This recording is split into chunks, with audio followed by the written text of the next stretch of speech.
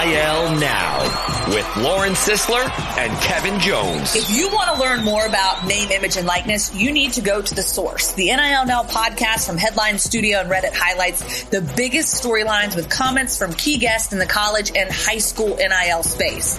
NIL is not a cherry on top. It needs to be thought about as a part of these young men and women's future to, further their careers.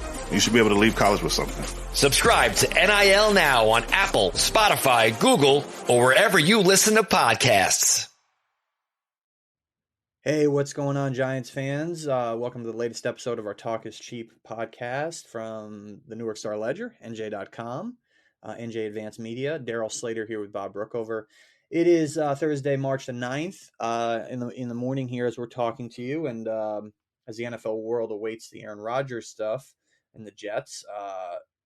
Obviously, the topic for the Giants is their quarterback, Daniel Jones. And so what we're going to do here, we haven't talked to you since our season wrap-up podcast, so obviously a few things have happened since then, mostly really this week, as the Giants gave a long-term contract, we'll get into how long-term, to Daniel Jones, and they franchise tag Saquon Barkley, and now they get ready here for the start of free agency, which really is next Monday. That's the start of the two-day negotiating window, legal tampering, as they say.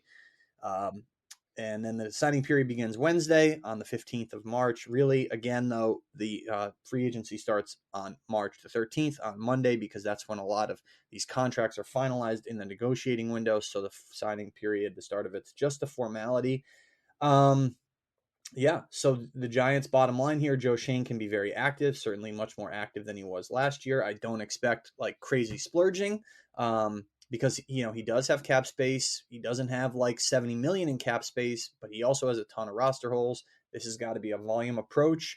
We don't need to get really into the draft, obviously, because with free agency is first, and we'll do another one of these certainly before the draft and after free agency, but this is where things stand now. That's the bottom line of it all for the Giants. And Bob, how you doing? And what's your read, your bottom line read on this week so far for the Giants with Daniel Jones and Saquon Barkley back in the fold? We're back. I couldn't be more excited that we are back.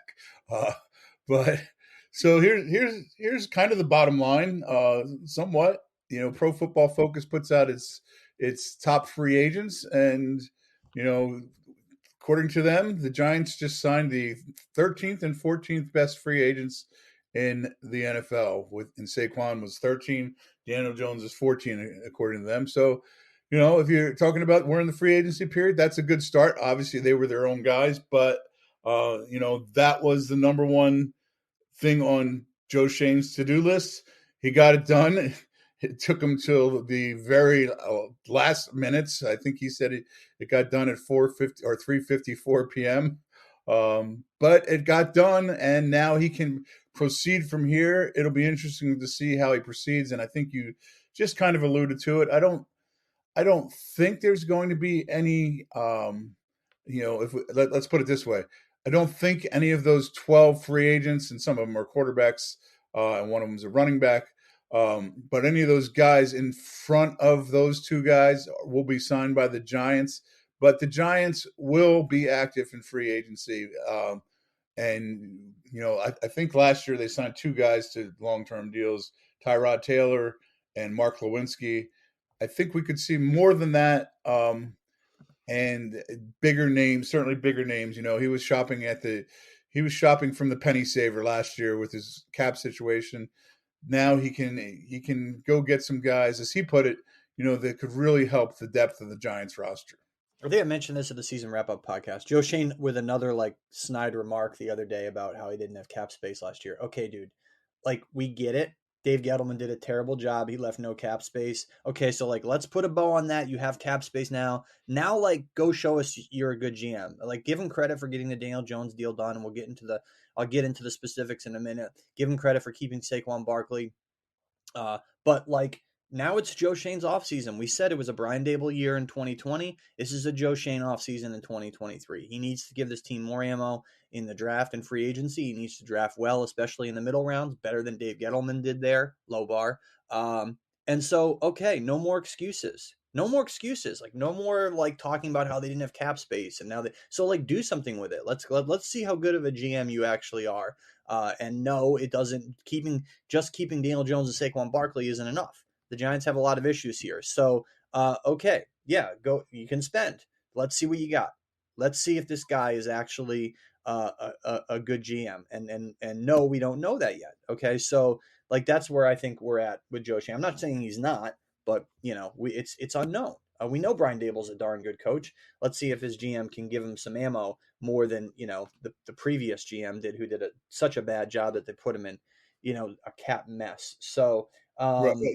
A good example of this is, so a year ago we were sitting here at this time, and the Eagles had just gone 9-8, I think, and got crushed by the Bucks in the first round of the playoffs, who weren't that great a team anyway. And in the offseason, Howie Roseman went and got Hassan Reddick. He went and traded for A.J. Brown. He made the moves that they needed. The Giants helped him by releasing Bradbury late, and he was able to sign him. He made the moves that they needed to get to another level. It's the exact situation that Joe Shane is in now. Yep, and Nick Sirianni did a good job too. You're right. That's a great comparison. They need the GM now to elevate them. A year after, a season after, where the coach elevated them with a low level of roster talent. Now they need the GM to plug up the holes with more cap space and with a decent amount of draft capital. And so we'll see if he's up to the task in that department. He certainly was in terms of getting this deal done with Daniel Jones. And yeah, I mean, so here's the deal. I'll try to bottom line this like as simply as possible with this contract for Daniel Jones. And we can get into Saquon Barkley because it's in a bit, because it's a little more streamlined. It's not a 4-year, $160 million contract. Like this isn't hard to figure. Okay. So it's not $40 million a year. All right. It is actually kind of $40 million a year, because what it amounts to is a 2-year, $82 million contract for the Giants. They have an escape hatch after the second year. The basic situation there is, if Daniel Jones is bad in the first 2 years of this deal, and the Giants want to cut him and draft another quarterback, they can very easily do that. They would carry an $18 million dead money cap hit in 2025. They would free up $21.5 million in cap space. Now, remember, obviously, they'd be drafting a quarterback who would be on an affordable rookie contract, right? So you'd be committing your 18 in dead plus the small amount that the quarterback gets in terms of cap hit initially. It would not be hard for the Giants to cut Daniel Jones after 2 years, having paid him $82 million. In no world was the practical guarantee in this contract $94 million. That was a lie. I mean, that was a straight up lie, because the other $12 million does not kick in as a guarantee. It was initially reported next offseason. Okay, so if it was next offseason as a kick in, that means he really did get $94 million practically guaranteed. And that means the year 3 cap hit is dicey. Okay, and the escape hatch is not very good after year 2. Okay, but that $12 million does not kick in until 2025. Which means the Giants essentially have a team option on Daniel Jones for 2025. If he's very good through 2 years, then yeah, they'll activate the $12 million for 2025. They'll keep him, and that's that. And his contract will become a 3-year, $112.5 million contract. He'll never see the 4th year, because if he's good, they'll rip it up and give him an extension. If he's bad through 3 years, they'll very easily cut him. But the bottom line is, he got $82 million fully and practically guaranteed at signing. That's it. That's it. That's what he got. Now, Right. that's not, which does get him to the $40 million part of the deal for him, which it sounded like that was important to him and his agents. sure. The funny thing is, I remember talking to Joe Banner about what a Jones contract should look like. This is back when I guess it was back before the Super Bowl, essentially. We talked about it, and he basically at that time said the best thing for him and the team would be to have a short-term deal, because then the team gets more time to see what he is, and he gets a chance to, if he's really good, to and if he thinks he's the quarterback that the Giants are hoping he is, then he can go into that, probably that with the increase of salary caps over the next few years, can probably get into that $50 million range, which is where the quarterback salaries are going. Yes, great point. Because if So, he's good so through it 3 years, benefits him in some way. yeah, I mean, if he's good through 3 years, they'll rip up the 4th year, and he'll get a ton more money at that Right. point. So Right. it's not like he boxed himself in, because the cap hit in year 4 is so prohibitive that even if Jones is good, the Giants won't want to take. If he's good, they're not going to let him go into the last year of his deal anyway, right? He'll still be young, and they'll say, "All right, man, you were great. You took us to the brink of the Super Bowl, or we won a Super Bowl. Who knows in the next 3 years? Let's Sure. rip that up and give you a ton more money, and you're still young." And right. So then he can cash in maybe a third time, right, later on in his career. But first, the reality of this is the guy has to play better. He's got to go earn the contract. He basically got $11 million more than he would have gotten if he played it out on 2 franchise tags. He was going to make 32 this year on the tag. The tag next year would have amounted to about 39, right? So that's 71 million. Right. Granted, you're assuming there that he plays well enough to get a second tag this year. He could go out and just wet the bed this year. We don't know. Like, I mean, the track record is not there, and that's one of the reasons why I think that this contract is good for Joe Schoen, because it gives him the ability to move on if Daniel Jones reverts to his 2019 to 2021 form, like that inconsistent form. Now, they're obviously not hoping that happens, right? They want the guy. To me, one of the most fascinating quotes yesterday during the Shane part of things was, for the first time, at least that I've heard him, he admitted, you know what, I messed up by not putting the 5th-year tag on him. And Yeah, he did because it cost him more money. But maybe that was what Daniel Jones needed to nudge him to the next level. I don't know. Maybe he would have gone there anyway, because Daniel Jones certainly, he's not the best quote in the world, as we know. In fact, he might be in the bottom 10. Sure. But he is a worker and a good teammate, and all those things that football coaches like to say that they like to have in a player. The Brian Dale, he is all those things, and he proved that he is talented. Now, he needs to go to another, like Shane needs to go to another level, because he has better resources. He needs to get him better resources, and then Jones needs to go. 15 touchdowns passing and 7 rushing, 22 touchdowns isn't going to cut it if you're going to become the team. And we both know lots of people who are still very skeptical out there about whether Daniel Jones is a guy who can lead a team to the Super Bowl. He can't with the roster that they had last year. We already know that. But if you bring back a similar roster, it's not going to happen. I want to see what happens with Daniel Jones when he has the number 1 receiver and he has a defense that is one of the better defenses in the NFL. That's what I want to see, and that's incumbent on Joe Schoen to get him that. It'll be fascinating to see that, because then if he fails in that, I think we know what he is, and then they move on. And if he thrives, look, the reality is when you give a guy a franchise quarterback money, and this is very fair money, like Joe Schoen did not overspend here, very obviously. When you give a guy this money, the goal is to win the Super Bowl. When you're the Giants, that's the goal. Like, they've won Super Bowls. They want to go win another. You're not talking about the Jacksonville Jaguars, who would be happy with just getting to the Super Bowl, right? Right.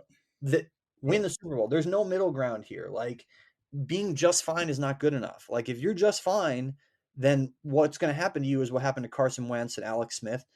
You move on and you draft another quarterback and hope he's as good as Jalen Hurts, Patrick Mahomes, right? And so that's PFF did a great thing leading into the Super Bowl, and lessons we can learn from the Chiefs and Eagles, and it's that just fine. It might as well be terrible at quarterback, right? Yep, absolutely. That's especially, again, when you're the Giants and the bar is Super Bowl wins, period. And so that's where they need to get to. Obviously, like you said, they're not there yet. And I think they have a path here over the next couple of years to get closer, considering what they were able to accomplish with this really good coaching staff last year. That there's, I think, guarded optimism about their chances of getting there. But like you said, there's a lot of unknowns about Daniel Jones and his ability to was last year an aberration? I don't know. I think we're about to find out over the next couple of years, based on what he's able to do. But he obviously, like we've said here, he's got to elevate his level of play. He's got to play up to this contract. And I think all of those are reasonable points. I don't think any of that is too harsh. One thing I really agree with Shane on, when he talks about it's not just about wide receivers. And this is not a great wide receiver free agent class by any means. Jacoby Myers from the Patriots, I think, is generally considered the best receiver.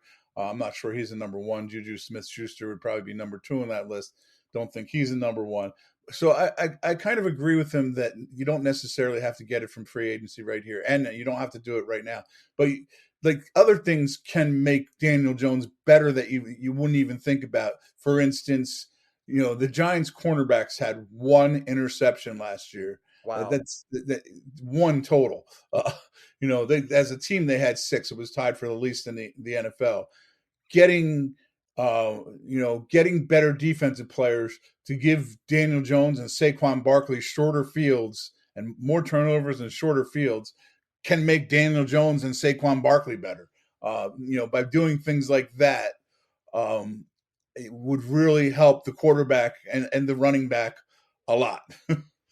For sure. And just to put a bow on what Joe Shane said there about the 5th-year option, he did not make a mistake. I don't blame him for declining the option. Like I'll be as hard on the. I don't care. Like me, we'll sit here and rip these guys if they make them as we think they made a mistake, but he didn't.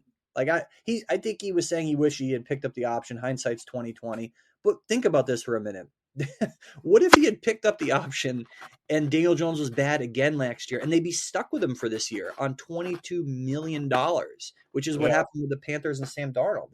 The option is fully guaranteed at the time it's picked up. It's binding now. Previously, it was not at all binding. So it's not a big deal. Like I think ultimately, yes, they gave him $82 million, and yes, if he struggles, everyone's going to say, well, you could have moved on after $22 million and in the 5th-year option year, but you know what? It happens. Okay. So they had to pay him. They had to pay him this offseason. They couldn't really realistically let him play it out on $32 million. It would have restricted their free agency spending so much. The one thing they could have done, though, if he picked up the 5th-year option and he wasn't good, which I think I think when at this time a year ago, this was the scenario Joe Shane and Brian Dable thought they'd be looking at right now, is they'd be talking about drafting in the top 10 and drafting one of these quarterbacks. And then you can draft one of those quarterbacks. And even though you would have Daniel Jones, the bad Daniel Jones on your roster still, you could start the season with him as your quarterback, or say we're going into the season with a competition, and then you're paying the quarterback $22 million, but you're only $23 million for the base salary and against your cap, but you're getting to look at that new young quarterback. So there was that option there, and he would be cheap. I mean, so there's a lot to look at there, but I think as we're dealing with the way it is now, Joe Shane didn't overcommit to Daniel Jones. This is smart. The contract is smart. I think it's a good deal for the Giants. And yeah, Daniel Jones got his 40 a year, but he got it in 2 over 82. That's what he got 41. He got more than 40. He got a 2-year contract worth $82 million. Right. And so, but we'll see. I mean, that's the cynical way of looking at it. Suck. What's that? Which doesn't suck. Look, I mean, if you're Jones and you're sitting there saying, okay, do I take the 82 and bet on myself with some of these incentives mixed in, and maybe bet on myself that it gets to 112.5 if I'm not really bad over the next year? Or do I play hardball and take 32? I mean, it's really hard. I mean, 32 million is a lot of money, but if someone's offering you 82 or the potential to get to 112.5, it's like, geez, I got to take that, right? I mean, come on. He's already made quite a bit of money in his career, obviously, because he was a high draft pick. But no one can blame him for taking what some people regard as a team-friendly contract. And I know he'll say he wanted to give him a chance to build around him, and maybe he actually feels that way. But look, the bottom line is the guy has confidence in himself, as he should. That's how these guys get to these high achieving positions. And if he continues to play well, everything will work out. He'll get the money from this deal. He'll get more money. He'll win. He'll have a lot of success. Everything will happen. I mean, it just comes down to Joe Shane doing his part and Daniel Jones doing his part. And you mentioned Saquon Barkley there a few minutes ago. Okay, so the situation with him now is the Giants were able to franchise tag him because they beat the deadline with Daniel Jones. So the tag before we go there, I just want to make one more point, and then we'll go to Saquon. One of the interesting things to me is on Jones. This is incentives, and they can only add up to $4 million, but another $4 million is a nice chunk of change for anybody. And so I think they gave him makeable incentives with $1 million for being a top 15 quarterback, $1.5 million for being a top 10 quarterback with and what's it go to another 1.5 million if he's in the top 5. Now here's my question. So that would get him to 4 million. Also playoff incentives up to 5 million. But how do they decide whether he's a top 15 quarterback or not? Yeah, so that's the nitty gritty. So Pro Football Talk and Mike Florio, they do a good job. Mike does a really good job of getting these contracts and reporting them out and what they really truly mean. And that the things you're referring to were put in that post by Mike. And so we need to know like a little more about what that means, right? Like how are you defining that? Are you talking about quarterback rating or right or ESPN rating or who? I presume it's QBR, right? Like. Yeah, but I don't know that for sure. Like I do know in baseball they have like a written. I'm sure they do it in the NFL too. A written language about how that is determined. Sure. But I just don't know what it is, and I don't remember what it is in baseball, and I don't know what it is in football. So the totality of those incentives for Daniel Jones it was framed as like he has 70 million in incentives, but he can earn 35. And I think what that kind of means is like you can't be cumulative, right? So if you're a top 5 quarterback, you get the top 5 incentive money, I think. Or anyway, but whatever. The bottom line is, in reality, he can make 35 million more in incentives. Like, just forget I even said the 70 thing. It's just confusing, right. As is the little nebulous nature of some of that stuff. So yes, again, the incentives you see a lot of that being baked into these contracts now because it doesn't necessarily affect the cap hits on the front end. It allows some flexibility. I think eventually you have to account for that with your salary cap somehow, but in terms of Saquon Barkley, there's probably going to be some incentives in his contract. Certainly in terms of maybe per game roster bonuses, right? Because availability has been an issue for him. They have him now. Here's the thing with Saquon Barkley. They got him trapped. He has no leverage. And this guy, this is the reality of the NFL and the way it went for him. He will probably never hit true free agency in the prime of his career ever. He had the reality of being a running back. Yes, he was drafted 2nd overall, so he got a massive contract to start. You think about if you go year by year, right? If he played through an injury in 19, but he did okay. If he had not gotten hurt in the second game of 2020 and he had played well, he probably would have gotten a new contract after that year. They bring him back. He comes back off the injury in 2021. Say he had a good rebound year. He probably would have gotten paid there. They would have ripped up the 5th-year option. He would have gotten paid. He didn't play well in 2021 while returning from the ACL. So he had to play out the duration of the deal in 2022 on the 5th-year option. And so then he sits here and let's think about it like this. If 6 more minutes had passed by and Daniel Jones had gotten the franchise tag, Saquon Barkley would be richer than he's going to be this year. Sure, he would have had some leverage out on the market, especially with Josh Jacobs and Tony Pollard getting tags. Yep. He would have been the top back on the market, but he would have been gone. Yeah, without question. And yes, he would have been gone. He would have been gone. So it's probably a conflicting feeling for him because he likes the Giants and he wants to be back, but the fact that they got a deal done with Daniel Jones cost him a lot of money. That's the reality. And it cost him a chance to really ever get to free agency in the prime of his career, because say he really wants to play hardball and says, you know what, screw you guys. I'm going to play this year. I'm going to play out this year and bet on myself again, have a second straight prove it year, and then I'm going to hit free agency next year. The guy's going to be 27 next year with a lot of tread in his tire. With the injury history, with the stigma around the position now, do you do that if you're him? Or do you just say, you know what, it's just never going to work out for me in terms of hitting true free agency. I'll, instead of taking the 10-1 for this year, I'll take whatever you're going to offer me in guarantee. Let's say it's slightly north of the Nick Chubb contract. He got $20 million practically guaranteed. Let's say they say to Barkley, we're going to give you $25 million practically guaranteed.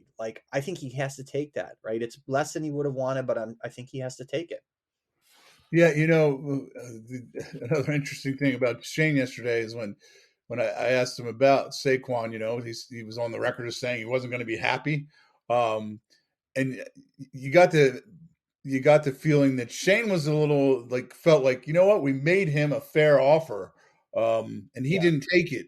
So and he basically said, we're a little frustrated too, because we felt like we made him a fair offer and he turned it down. But now they don't even have to make him what they think is the fair offer anymore, really. I mean, he's theirs. So it's like, okay, Saquon, what do you want to do? I know. It's crazy. They could go back and be like, you know what? If they really wanted to be jerks, you know what? We're going to remove that offer. I don't think they would do that. During the season, because they like the player, they like the person too much. Right? I mean, during the season, they essentially offered him the Nick Chubb contract, which is 36.6 over 3. So that was, Chubb got 12.2 a year. They basically offered him that. And then I think reportedly the current offer is at 13. So they're not increasing. So if they were going to go back to the Chubb offer, they'd be really pinching pennies, right? So if they're offering him 13 a year, which is slightly north of the Chubb deal, which is why I said I think he'll get practical guarantees a little bit north of 20 million, right? You factor in cap inflation there. So it's going to be, I mean, they're not going to commit to him for long term in terms of the. It'll be essentially a 2-year commitment on a 3-year true deal, and yeah, it's going to be probably 13-ish a year. I mean, it'll be a long time. I mean, we're going to have to factor in cap inflation, but the 15 and 16 million a year that Ezekiel Elliott and Christian McCaffrey got, zero chance of a running back getting that anytime soon, let alone Saquon Barkley, who has zero leverage now. By the way, it's just like there's zero chance of a running back getting taken in the top 10 in the draft. It's just not going to happen anyway. It's not. And it's a fascinating year, not to get too deep into the weeds on the draft, but it's a fascinating year because there's a freakish back out there, Bijan Robinson from Texas, who a lot of the draft experts have in their top 5 players in the draft. But he could slip to where the Giants are drafting at number 25. And it's funny that you wonder how these guys in these draft rooms think they know what talent is, but they're like, we're not going to draft running backs this high. But when a guy starts slipping beyond the 20s and he's considered one of the 5 best players in the draft and a difference-making back, what goes through their minds? So no doubt. I mean, and we were talking about the Elliott deal. He got a $50 million practical guarantee. McCaffrey got 38.1. I mean, Saquon Barkley will not sniff those numbers. And in terms of Nick Chubb, he was a 35th overall pick in a year when Barkley went 2 in 2018. And Nick Chubb has vastly outperformed Saquon Barkley, largely because of health issues. And again, for the umpteenth time, I'll say that, Dave Gettleman, again, should have drafted Quentin Nelson at 2 and Nick Chubb in the second round instead of going Barkley and Will Hernandez. Now, right. Well, we look at this. Look at this list of the top paid backs. Starting with Kamara, he's a 3rd round pick. Yep. Dalvin Cook is a 2nd round pick, I believe. Yep, a 2nd round pick. Derrick Henry's a 2nd round pick. Chubb's a 2nd round pick. Mixon's a 2nd round pick. Aaron Jones is a 5th round pick. These are the top paid backs. So. Yeah, I mean, it was just not the right decision to do what they did. Now, Barkley's a very good player. Chubb's a very good player. Quentin Nelson's a very good player. Will Hernandez stinks. He stunk for the Giants, certainly. And so Yeah, there you go. I mean, that all the ripple effects all these years later of the Dave Gettleman ineptitude. And but if they're going to keep Saquon Barkley, he's going to be around. They obviously, I think you could look at it cynically and say, well, why don't they just play it out with Barkley at 10-1 and like whatever? Well, that's because you want to lower the number a little bit and try to get some flexibility in free agency. Granted, You also don't want to turn a good locker room leader into a malcontent. correct. And there's a human factor here too. And granted, Barkley could make this go past free agency. He has until July 17th to get this deal done.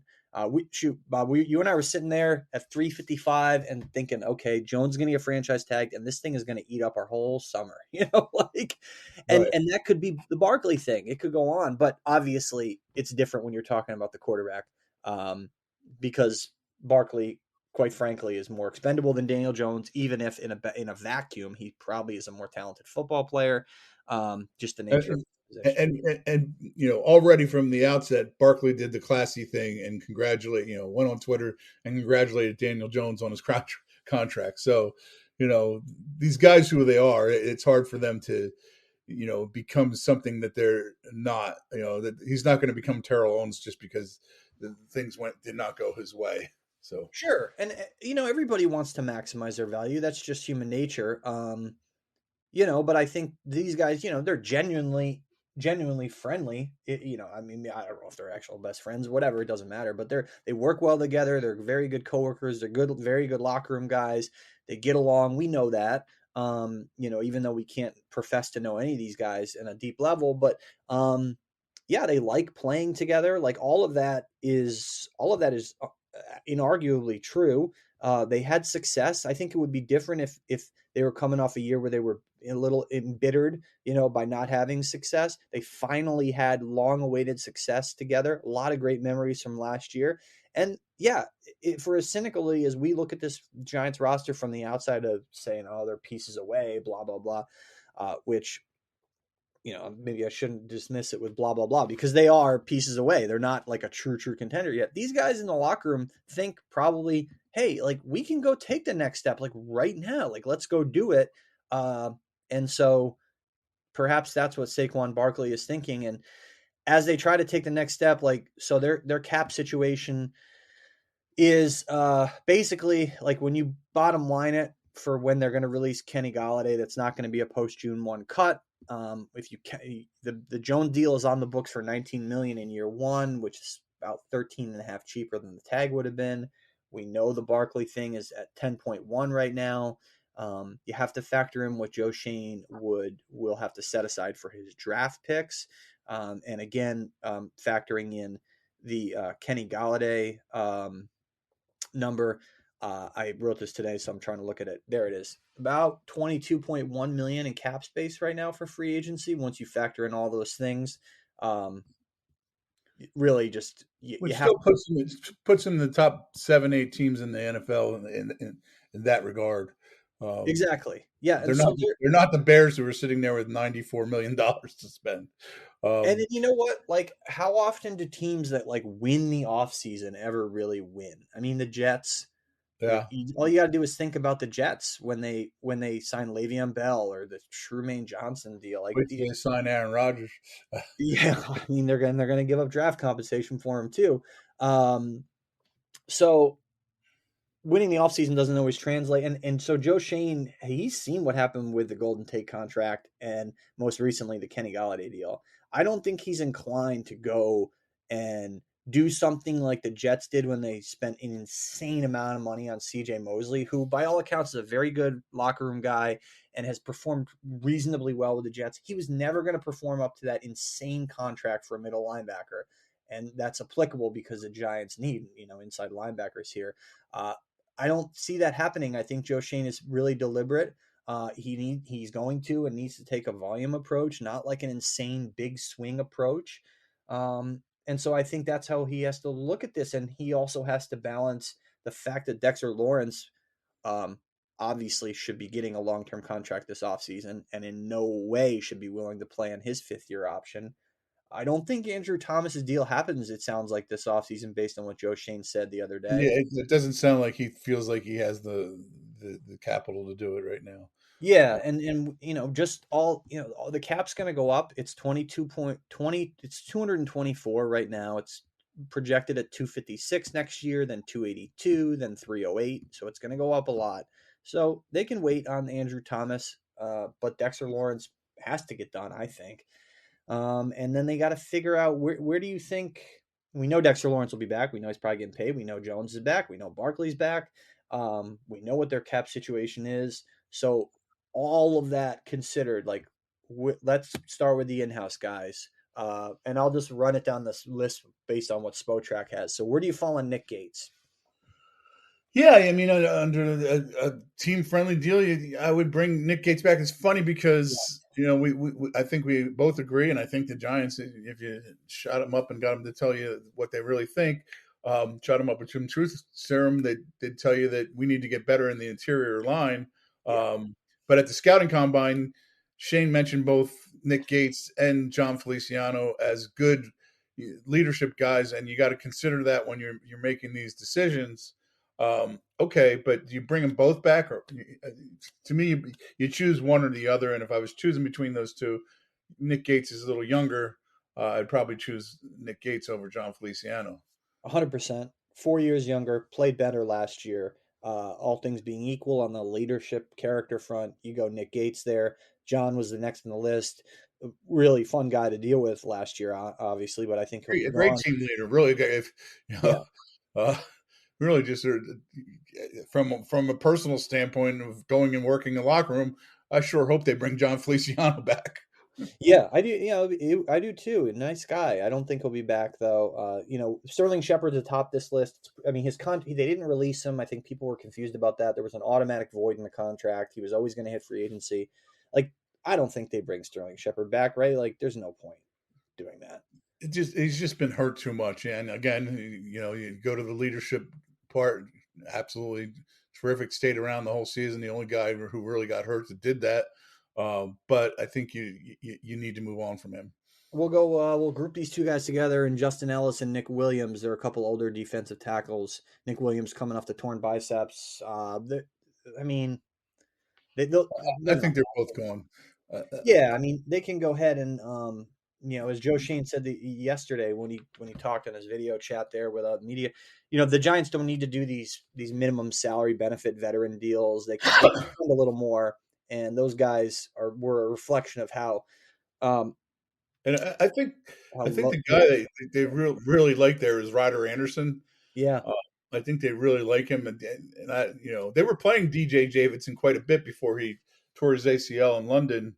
So I think they have some younger guys that they'd really like to look at there, and maybe I could if you're going to add a veteran there though, add one you really think can have more of an impact and be like a guy that gets Dexter Lawrence off the field more than he had to be on the field last year.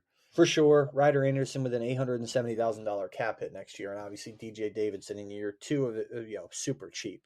So those are dream players for a GM, productive guy, who costs nothing. So, and this isn't I'm only going. I don't know why the Spotrac lists these guys like this, but the next guy, Matt Breida, probably not back, right? I think they'll go with a younger backup running back.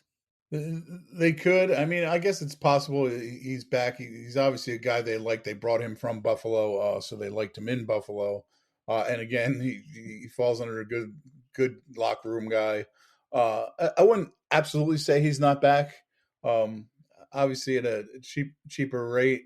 I think he's on the fence in terms of a guy they could bring back.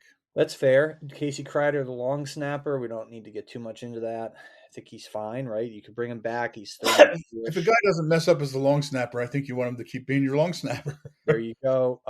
Jihad Ward. He's an interesting one because he was productive at times. He didn't have a great year. Like the reality is, he didn't. He's going to be 29 in May. On the positive side, he knows the defense. He's a good locker room guy, a guy that they all loved having around. They had him for pennies last year, though, and he's another guy that Shane mentioned as a quirky leadership guy. I don't know if that's the exact word he used, but but certainly one of them. To me though, okay, you got these two young pass rushers. You got the issue of whether Aziz can stay healthy. Um, you need a third guy who can really get after the quarterback. Yes. As much as the Giants blitzed, I think they finished with 40 sacks, which was among the top 10 in the league. But you would, when you blitz as often as Wink Martindale does, he can say what he wants about sacks, and they got their share of pressure. But there's, a sack pressure is not as good as a sack. Ask Hassan Reddick, who talks about, I don't just go for sacks. I go to strip the ball. He said, as I'm approaching the quarterback, I decide whether I'm going to go for the strip or not. He said, and it's in a split second. Sacks, more things can happen with sacks. They need more, and that's not Jihad Ward's strength. It's not O'Shane Zimenez's strength. They need to, and I'm jumping ahead here a little bit, but they need to get more pressure from their reserve outside linebackers, and they need to have better insurance for Aziz next year. Bingo. Great all points all there. I mean, we can just breeze over Zimenez. He's toast. He's third round pick who has not performed up to it. And speaking of what you're referring to there, the Giants blitzed out of their minds. PFF they had him 20th in the pass rush rating. So Dexter Lawrence was an incredible pass rusher last year. The Giants did not get nearly enough production.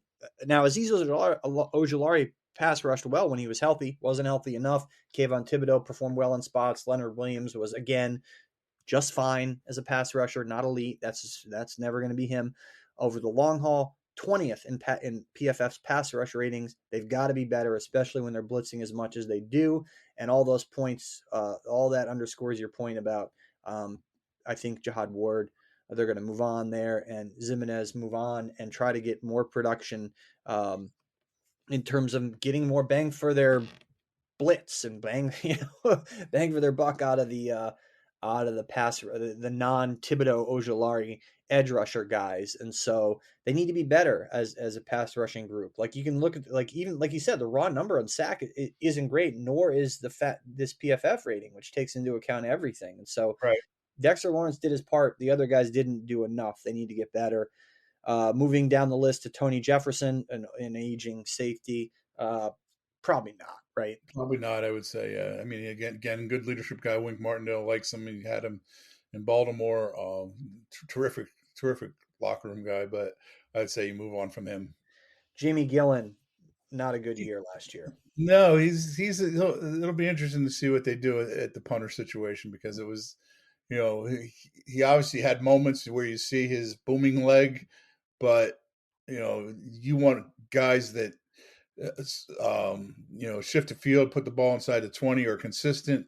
One of the under the radar things about the Giants is Rick Gosselin, who has been doing it for 42 years, his special teams rankings came out with them the other day. I don't know how long ago, but I looked at them the other day, and the Giants, I think, were either 28th or 29th in special teams according to his rankings. Really bad. And I know Rick well, but I'd love to ask him this question in all the years he's been doing that. The interesting thing was the very last team on the list was the Kansas City Chiefs, and one above them was the Philadelphia Eagles. I got to think that's a real anomaly for those rankings, but Shane has alluded to it, that he wants to get better on special teams than he was last year, and maybe Jamie Gillen's part of that. We all like Thomas McGahee, nice guy, but 25th PFF had him in special teams last year. They were bad on special teams, period. Yeah. And, part of that could be that the roster depth was not what they needed to be. And when your roster depth is not good, that probably reflects on your special teams. It does reflect on your special teams, I'm sure. So, and the one time the one time Brian Dable tried to insert one of his starters into a vital role at punt returner, how did that work out? Alluding to Corey Jackson, obviously there. which brings us to the next guy on our list. Great point, Saul. Oh yeah, and it's funny. I wanted to make the point about Rick's ratings. He does a really good job. Obviously, it's just ironic, I guess, that the Chiefs were, I don't know if ironic, but that the Chiefs were so low, and then our old pal Kadarius Toney had that like hugely important punt return in the Super Bowl. Which when I was watching that, I'm like, God, why didn't they just insert him at punt returner at times? Like just to see. But part of that was because he was never healthy enough to be on the field. Correct. So Rich and James, what do you do there? I think there's a case to be made for bringing him back on like a really cheap deal to be. He's not going to be your starting slot receiver because an interesting thing will be how other teams look at Richie James. Because he was productive as a receiver. I mean, he really was as a third or fourth receiver. And then to have a guy who, he obviously got benched for turning over 2 punts in Seattle. But he's a guy who is pretty shorthanded for the most part. So other teams could look at him and say, hey, we're going to, it was interesting. The number that Shane put out there yesterday, just talking about a random player, was $2.5 million. Could you see a guy like Richie James getting $2.5 million? Yeah, I could. Sure. So. I mean, the cap is up and all that, and it always is going to go up. So it'll be interesting to see that one. And I'll tie that into a point about slot receiver, right? So he's not going to be their slot. They want Wan'Dale Robinson to be that. But remember, Wan'Dale Robinson tore his ACL late in the year. They got to figure out who their starting slot receiver is going to be in week 1. That might be a position they're going to have to go out and make a lower profile signing because we're talking about, let's see, like their areas in need, right? And we can get to that, but slot receiver is one to keep in your back pocket there. That ties kind of into our next one in terms of areas in need is Fabian Moreau, the corner. He's got to be a goner, right? Yeah, I think he's gone. He, given what they needed and how they got him, he did a fine job for them last year. He was playing really well in a reserve role. And then early on as a starter, he played pretty well. He had a huge play down in Jacksonville to preserve that win. But as the season wore on, he seemed to wear down and was not playing nearly as well the last 6-7 games of the season. And I think they move on from him. They have a stable of young players like a Nick McLeod, Aaron Robinson will be back competing. So they have some guys to compete for that job right now. I think they are still going to want to find somebody maybe more high profile than that to play across from Adoree Jackson. But Fabian Moreau is not going to be the guy next year. Yeah, I agree that they're going to have to. That's another one that they're going to have to sort out in free agency, along with slot receiver, and along with it's something that they could use the 25 pick on a cornerback for sure.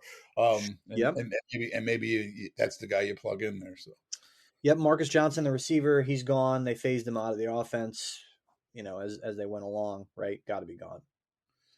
Yep, absolutely.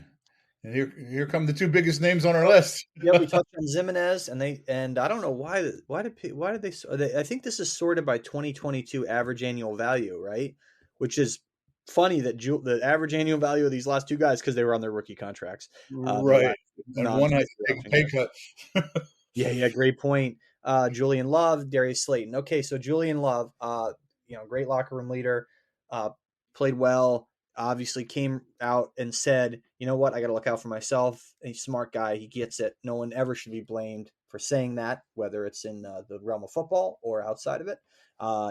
Bottom line, is he back? I'm starting to think no. I agree. Yeah, just from what Joe, this goes off from what he said last week at the scouting combine. I just think they want to really get better at that position. I think they really want to get better at the takeaway part from the secondary. Incidentally, Julian Love was tied for the team lead in interceptions with 2, and he was tied with Dane Belton, who's not going to be the starting safety next year. I don't think. Enoch could be in the mix, but they maybe not, right?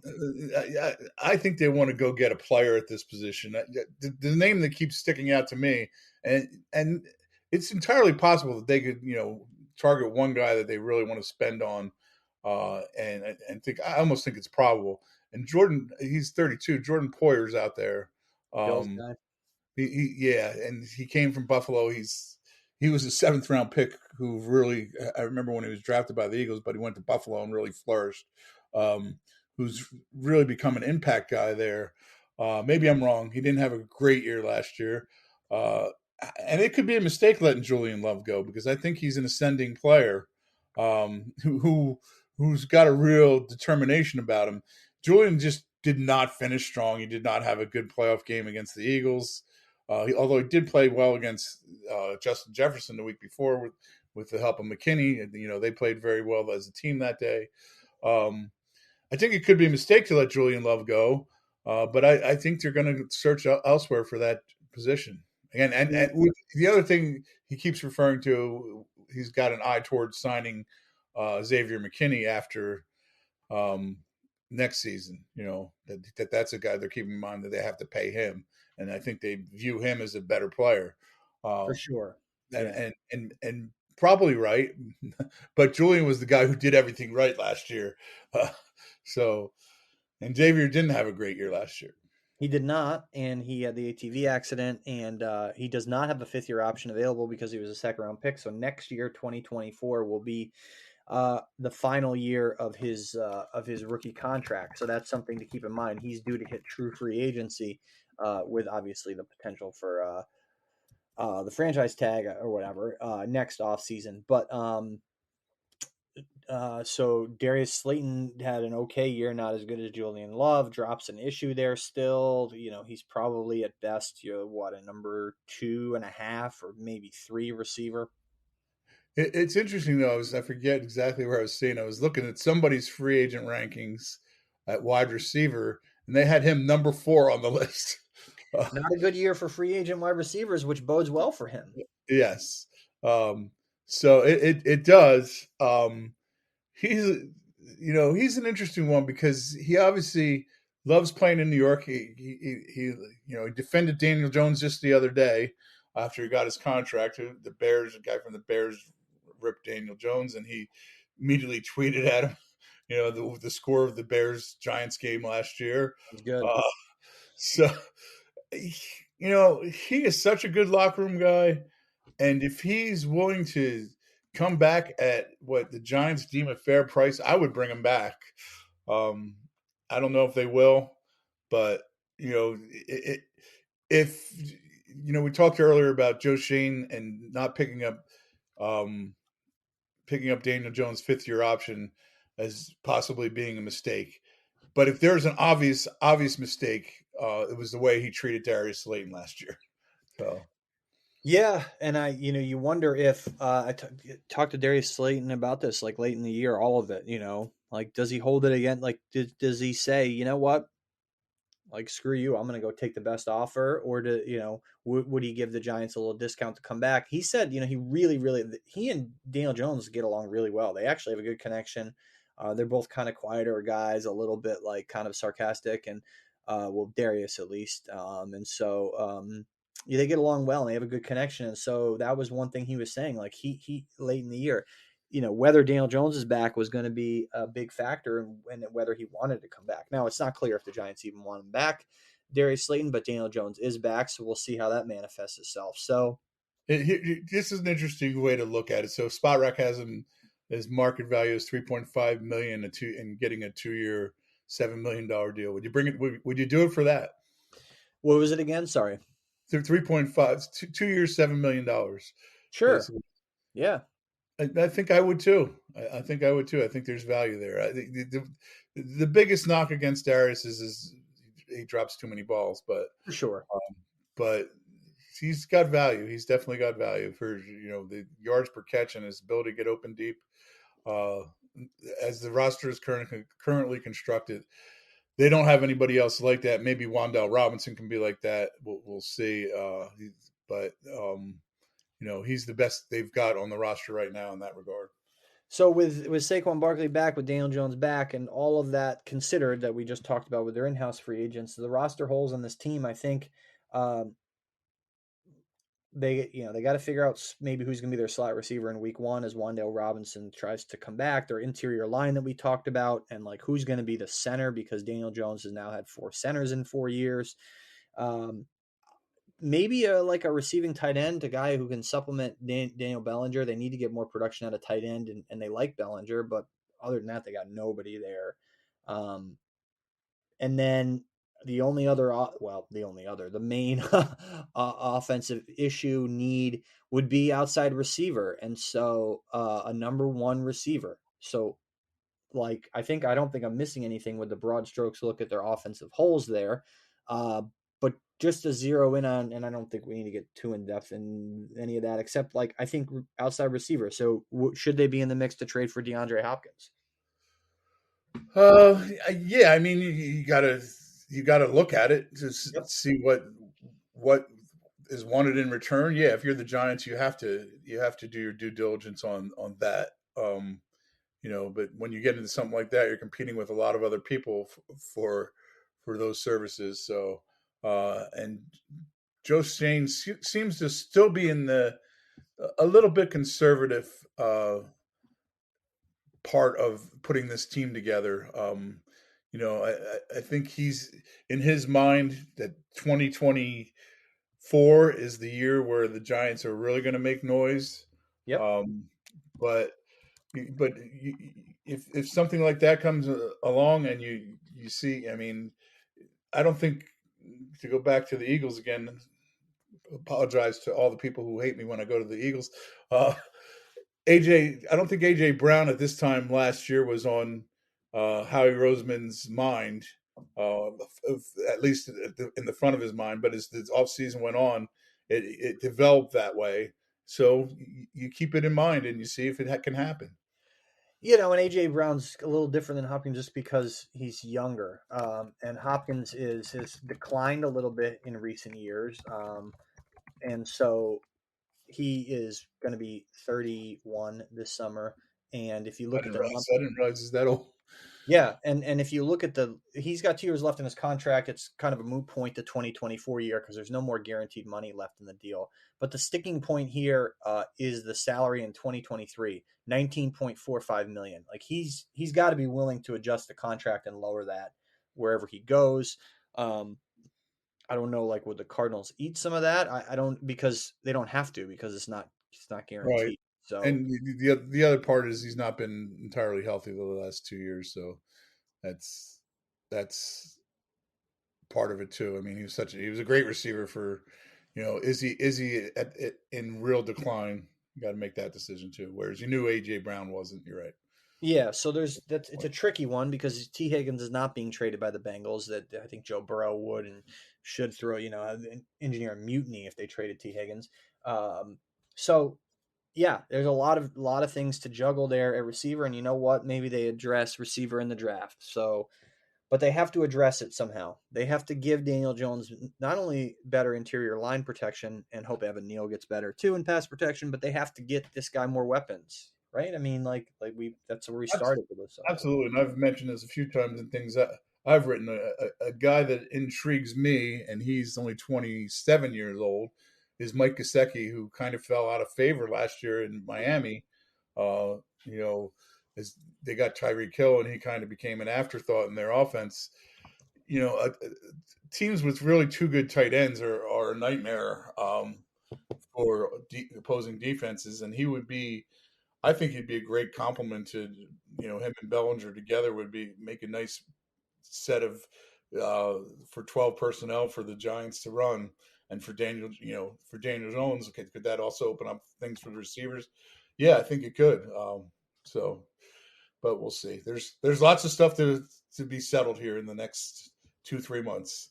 That would be a homecoming for Mike Gesicki, a South Jersey guy, and so. That kind of offensively, yeah. I mean, and I think we touched on defensively. They have to figure out inside linebacker. That's a position where they could spend big, right? Yeah. Oh, sure. Absolutely. I mean, that is a position. If you're going to get premier, you're going to have to pay big to get it.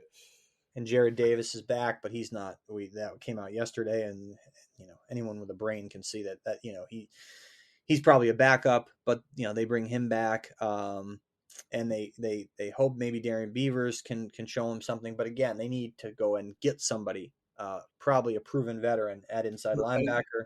And one of the things that gets falls under the radar a lot too is the guys come back, especially young players, come back better. Come back better for they work and they get into a system and they get more comfortable. The Giants need a lot of that because they have a lot of young guys, but they need guys to come back as better players in year 2 and year 3, even year 4. And Julian Love was an example of that, who came back better in his 4th year in the league. It's the best he played by far. So you need a lot of those guys to do that, and if that happens, that also allows you to go to another level as a team. For sure. And we talked about the depth at outside linebacker. Jalen, in terms of inside linebackers, for some reason, Jalen Smith was not on that list for, obviously, I don't think he'll be back, right? I mean, inconsistent, right? Yeah, and Landon Collins wasn't on the list either. I don't know. The list wasn't complete. Obviously, we hit the main guys there anyway. So, yeah, but I think both of those guys are gone. Yes, for sure. And they got to overhaul. That just ties into what we just said about inside linebacker needing to get some answers. They need to improve their run defense, which was a disaster last year, especially in the losses to the Eagles. We talked about the depth that needs to get better at outside linebacker, and so. And then we'll see on safety if they don't bring back Julian Love. Do they go for C.J. Gardner-Johnson? Where do you fall on that? Yes, I mean, it depends on what his price tag is. Ultimately, would I pay him more than I paid Julian Love? I don't think I would. Shane made the point yesterday. Well, you don't know what you're bringing in when you start bringing free agents in. You don't know the person as well as you do when you get to see him in the combine and visit him in college. If it's between me, the same price for Julian Love and Gardner-Johnson, I go with Julian Love. You know what he is. That's just my take on that. And then the Poyer point you brought up, kind of hanging over that. So the other one to look at, I think, is number 2 corner, and do they? Again, their secondary needs to get better. I mean, people talk about it. What a good job Wink Martindale did. Okay, that's fine. He did a pretty good job. But the Giants were 30th in PFF's defensive ratings. They were 28th against the run. They were 20th in pass rush, and they were 30th in coverage. Okay, so let's look at it from an objective perspective here. Obviously, they had personnel issues, but quite frankly, they didn't perform well enough on defense. I mean, they got their butts handed to them by the Eagles in the divisional round of the playoffs in run defense. And so they really did. And then you go back another game to look at where you had elite receiving talent against was the Detroit Lions. When they had to play the Cowboys, they had nightmares with CeeDee Lamb. So those are the games where those things really manifested themselves, and you could see it on the field that, hey, they need to get better here. They did miss Adoree Jackson. They did miss Xavier McKinney. I get that when they were out, and they did perform well when Jackson was back against Justin Jefferson in the playoffs. So there's certainly moments to build on, but could you see a reunion with James Bradbury as the Giants 1A or number 2 corner there opposite Adoree Jackson? I wouldn't. If he was if Shane thought he was at the right price, he was terrific last year for the Eagles. He's not. I don't think he's the number 1 cornerback. He probably benefited from playing next alongside Slay in the secondary because he didn't have to be the number 1 guy there. But yeah, he's a good player. So if you can bring back a good player, you bring back a good player. And he basically said, he's got no ill will toward the Giants. At the Super Bowl, I talked to him, so it's not out of the realm of possibility. There are some good corners out there. Some of them are older, like a Patrick Peterson, but they need to get better there. There's no doubt about it. that stat, when I looked it up yesterday or a couple days ago, one interception from the cornerbacks, that's just it's unacceptable and has to be better. In that's an incredible stat in quite an indictment. And the other thing to remember is that Adoree Jackson's entering the final year of his contract, so they'll have to, maybe they go out and try to draft a cornerback of the future. Bless you, a cornerback of the future there. Because they are one season away from having, like, losing Adoree Jackson, not losing him, but who knows? I don't know if they'd re-sign him. He's got a $19 million cap hit. They can play with that a little bit to lower it because he's got a void year in 2024, as does Leonard Williams with that like insane $32.2 million cap hit because of the rework that they did before last year. He Same was deal. he was gonna, with that cap hit, he was going to play quarterback if they didn't sign Daniel Jones. Right. And so I think they try to lower that. Like, I don't think a pay cut, they're not releasing Leonard Williams or Adoree Jackson. They're all in to try to win. And these guys are pretty good players. But the reality is 32 is really high. 19's high, but 32 is insane. And so what do they do there? Could they rework something with a small extension and kick the can down the road a little bit cap hit wise? We'll see. But that's sort of where they're at in terms of the cap space situation entering free agency. They could free up more by doing something with Williams and or Jackson. They're not certainly as desperate as last year. I don't think Joe Shane, anyway, like I said, is even inclined to spend like enormously in free agency, but they do have a lot of roster holes. So they have to address a bunch of things here in free agency, in the draft. It's a still developing roster. I mean, that's pretty obvious, even though they overachieved last year. So that's why I think it's probably a volume approach to free agency. Yeah. And, we usually end this with a game prediction, but there's no game. So how about The one thing I would like to see him do at edge, possibly to bring in depth, would be a guy like a Justin Houston. I don't know. He's at the end of his career, but he had a really good year last year. How old is Justin Houston? I think he's 33, maybe. He just turned 34. 34. Okay, He's 34, and he just had a year where he had 9.5 sacks, which would have led the Giants for the Ravens. So he's obviously played. He played the previous year under Wink. I think like a guy like that would be gold for. Okay, you're coming and you're going to be productive for us, and you're also going to be Kayvon Thibodeau's mentor, role model. I think that would be a great sign. Fascinating. That's a great point, Bob. Then the Baltimore connection is, I didn't honestly draw that connection because he played so long for the Chiefs. He's kind of Right. slipped under the radar a little bit, having been in Baltimore. People obviously know him mainly for being with the Chiefs, but tremendous track record. Started 144 games. Would be a great mentor. By all accounts, a pretty solid dude. Yep. Four-time Pro Bowler, and so. Yeah, I think that pretty much about does it in terms of wrapping up the Jones and Barkley stuff and looking ahead to free agency. And so, again, just the timeline to remember: noon Monday, March 13th, coming up in a few days here, 4 days from now. That's when the negotiating window opens. So that's really when free agency starts. You'll see deals start to come out then, even though the league year does not begin until 4 p.m. on Wednesday, the 15th. And so, of course, anyone who agrees to a deal, it's not binding until they sign it and you remember Anthony Barr and the Jets a couple years ago, he backed out. But usually the deals that are in get done. And, as the NFL world awaits the Aaron Rodgers thing, the Giants were able to get something done with their own quarterback, and we'll see what that leads to this year. Obviously, the schedule's tougher. So since we usually end with a prediction, I'll go yes or no here. All right. All things considered, they gave Daniel Jones $82 million over 2 years with the escape hatch after year 2, with a chance for it to turn into $112.5 over 3 years. Will Joe Shane regret giving this contract to Daniel Jones? Yes or no? I'm going to say no, because I think he's going to build this team. I think he's going to do a good job of building this team around him.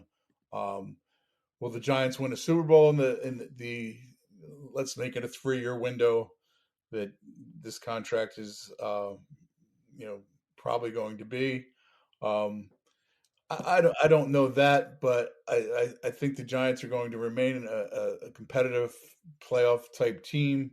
And once you get there, if you're the hot team, you can make a run at it. So I don't. My answer to make my prediction is no. He will not regret this contract. I agree. I don't think he'll regret it, and he didn't overspend, and I don't think Daniel Jones gets cut after 2 years. In terms of it was good. Thanks for bringing that up. With this, will they succeed in 3 years? I don't think they're going to. I think they're going to in these 3 years. Uh, and this is all legally binding. These predictions, by the way, so we're going to get arrested if we're not right.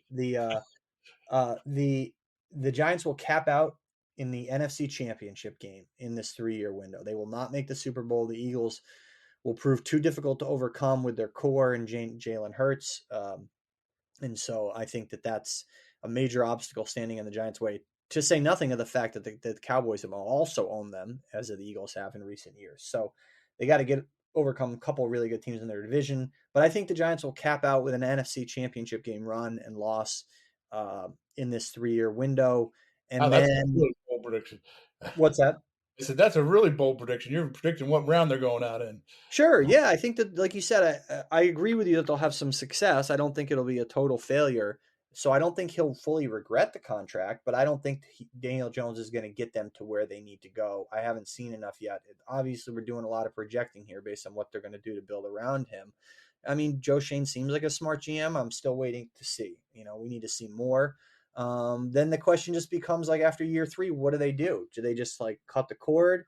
Do they double down and keep trying with Daniel Jones? I think if you're 3 years in with a guy on a second contract, and at that point he's what, 30, 7 years into his career, I 30 think I think you have to move on. And you draft a quarterback, and hope he becomes Patrick Mahomes or Jalen Hurts. So that's the long view. That view though is what if they lose 29-26 in the NFC Championship game? I know in that's what makes it hard. So That's yeah. what makes it hard. I mean, if in that last year, right? This goes back to your Alex Smith / Carson Wentz. Well, Carson Wentz was clearly in decline and also falling out of favor in the Eagles locker room when they got rid of him. So they were. I mean, he was good enough that they were able to trade him, and that's where it worked out great for Howie Roseman, because he was able to get some compensation for him trade wise while moving the contract. It was stunning that he was, but right. And they had to eat some of the dead money or whatever, I guess. Right. There was some pain there from that perspective, but it all worked out great for the Eagles. And even if everyone thought it's interesting to see, because there's people looked at the Carson Wentz thing. Oh, they paid him quarterback of the future. And that's what kind of everyone's looking at Daniel Jones perhaps and thinking. Now, Wentz was better before he got paid big in terms of the stats, but then it kind of all just went south for Carson Wentz. And then they draft Jalen Hurts, and everyone thought, geez, what a crazy pick. What is Howie Roseman doing? Like, you never know how this is going to turn out. Right. And no, my favorite stat of the postseason was the last 18 quarterbacks to lose the Super Bowl never went back. lose their first trip to the Super Bowl, never went back. Wow. So wow. I love that stat. I wonder who was the guy before that, because there was someone, right? Someone. Yeah, there had to be somebody before that. I haven't gone back that far to look. I'd have to really look at it. But that's a long time. I mean, that's probably what, 30 years, 40 years. Yeah. Wow. At least that long, because let's see if we can. That would be a tough one to figure out on the fly, but that certainly describes Jalen Hurts and Joe Burrow. Joe Burrow's on that list now. Sure. We can go back a long time. Yeah, I mean, you'd probably include guys like Jake Delhomme, right? Wasn't he the quarterback of the Panthers that year? 2003, 4. Yeah. So sometimes like Donovan McNabb's in there. Sure. Yep. It's not always going to be a young quarterback, but Matt Hasselbeck is in there. Oh yeah, yeah. There's some blasts from the past there, and so the Giants. That's the goal. That's the goal. I mean, and certainly to build off the last year's divisional round playoff run, and So I think the bottom line is give Joe Schoen credit for getting these two things done. And he got the Jones deal done. He didn't overspend. He was able to lock up Saquon Barkley, take away all his leverage to a point where they can keep him without overspending. Everything worked out great for Joe Schoen so far. A lot more work to do. But yeah, anything else to add? I think we tied it all up. I think we did. I think it only took us how long to do this? Hour 15 minutes. So man, this is quality stuff that people are getting this week. Appreciate everybody listening. Be sure to rate, review, like, and subscribe to us on all your podcasting platforms. And as always, NJ.com/Giants. We'll have plenty of stuff up there in the coming days as free agency approaches, and throughout free agency, of course, and then throughout the offseason. We'll get back with you guys probably, I would say, maybe later this month. How about that? Like to wrap up free agency and look ahead to the owners' meetings, because this all goes pretty quickly next week. I mean, that it'll be really a 1 week thing with a little trickle over into the next week. So by the end of the first weekend of the NCAA tournament there on March the 19th, the Sunday, we'll have a pretty good idea of what this Giants roster will look like for Daniel Jones and company in 2023. So stay tuned, and everyone have a good one. Take care.